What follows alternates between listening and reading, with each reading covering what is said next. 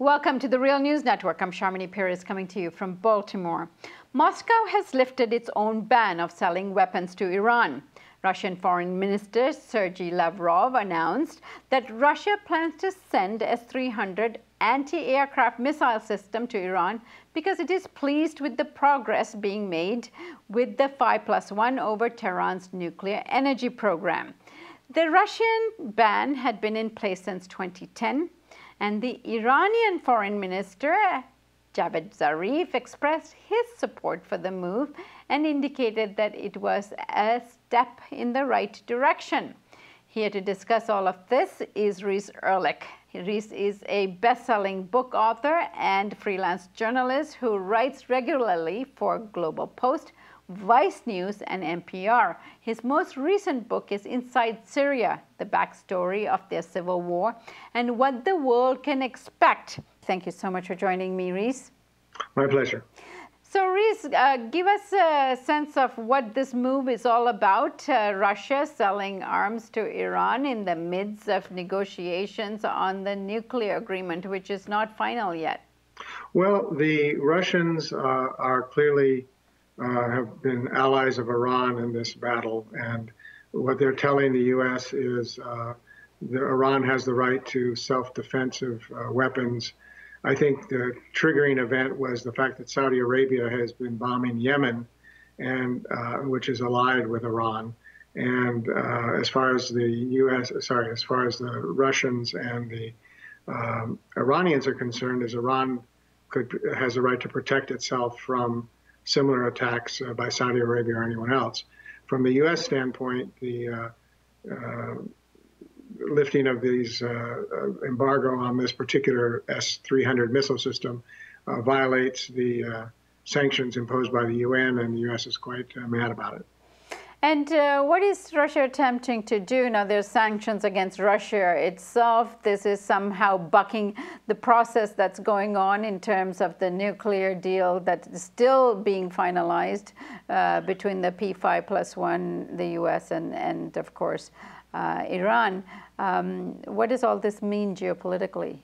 Well, the U.S. is trying to link it to the nuke talks, of course, but in reality, there's no connection. These are conventional weapons, surface-to-air, anti-aircraft missiles. They're not capable of carrying nuclear warheads, and Iran doesn't have nuclear warheads anyway. But I guess from the U.S. standpoint, the U.S. government wants to weaken Iran in any way it could. And if Iran has these new, relatively more sophisticated weapons, it means the U.S. or Israel would have a harder time bombing Iran. The other significant thing is that the Russians did not announce a date when these missiles would be delivered. And they had promised these missiles 5 years ago and then decided not to deliver them. So it remains to be seen if this will be carried through and when. And what does this tell us about Iran itself? Accepting or buying these missiles at a very crucial and sensitive time when they're trying to negotiate the lifting of sanctions vis-a-vis the nuclear agreement?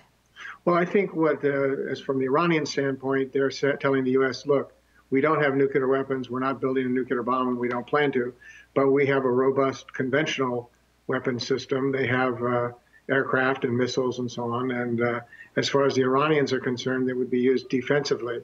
They point out that Iran has never invaded another country in over 1,000 years.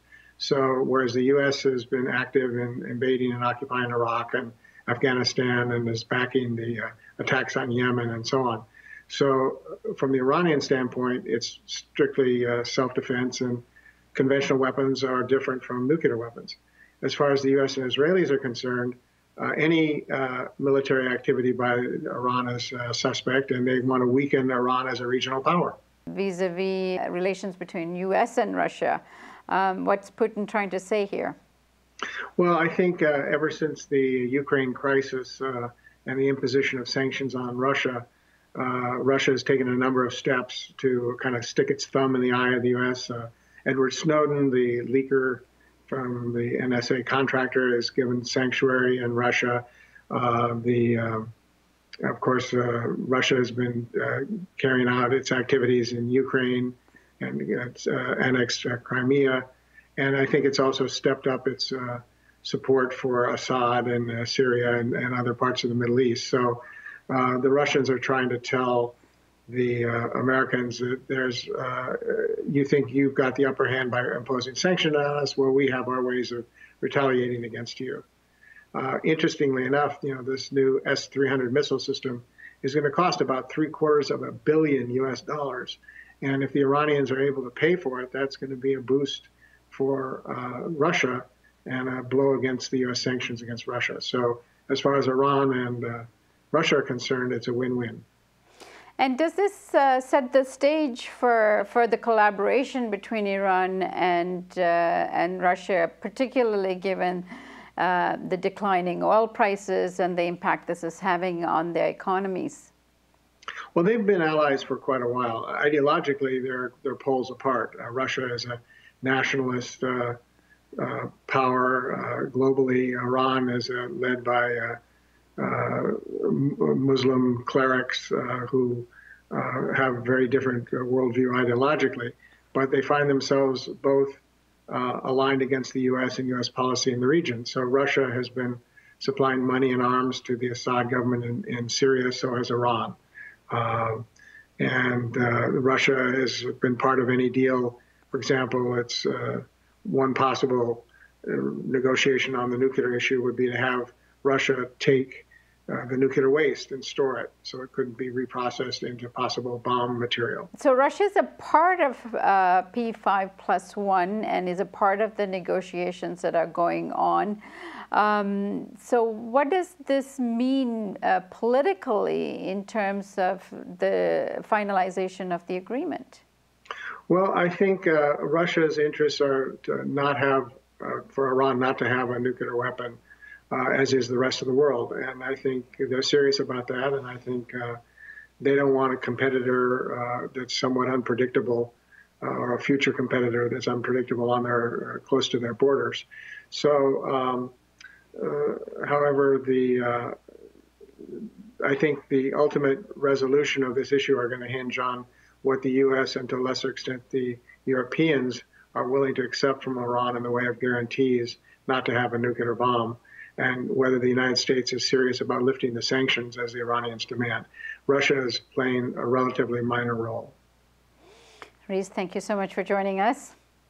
Thank you. And thank you for joining us on the Real News Network.